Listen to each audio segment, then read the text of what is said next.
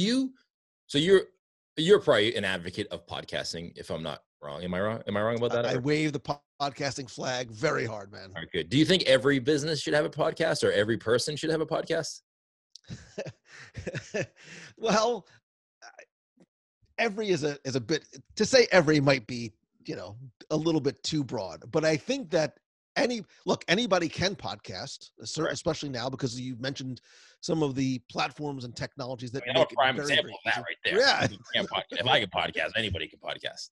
But it's utilizing the medium for you the right way, right? And depending on what your business is, there might be a podcast that's in there. And I think what you have to do is not think about it from a marketing perspective, but think about it as a consumer, from a value perspective.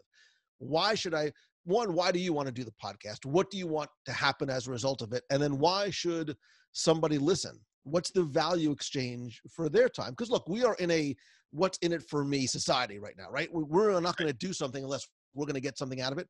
We're not going to click on an ad. We're not going to watch a video. We're not going to listen to a podcast and devote 15 minutes to 2 hours, whatever it might be, of our time, unless we're going to be entertained, informed, educated, whatever it might be. So you have to figure that out. What is the value that I'm able to bring somebody in exchange for their time?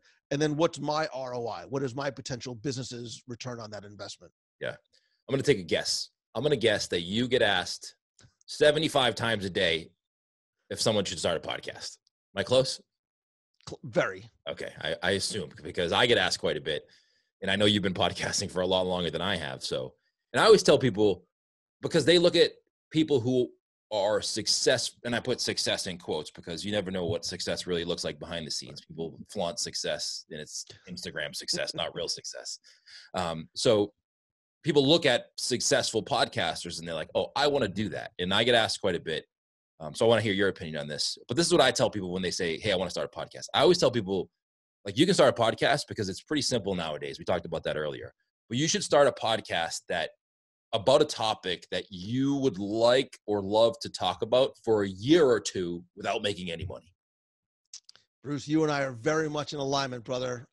Because I'll tell you, before I even get to that, I think why is the most powerful word out there. And you've got to really sit down and ask yourself, why am I doing this? Right. And if the answer is, I think I can make money, then you're doing it for the wrong reason. Yeah. Because as an extension of your doing it for a year, imagine doing it for a year with no expectation of making any money whatsoever, but having the obligation, because we're creatures of habit, of being consistent. Your show comes out every Monday. We expect see that show, hear that show every single Monday. Yeah. Can you be consistent when you're not feeling it, when your friends are going out, when your family's having a picnic, and you've got to record and edit and do all the other things that go beyond just, hitting start and stop on the record button to create a podcast, because you know that there is a marketing element to it.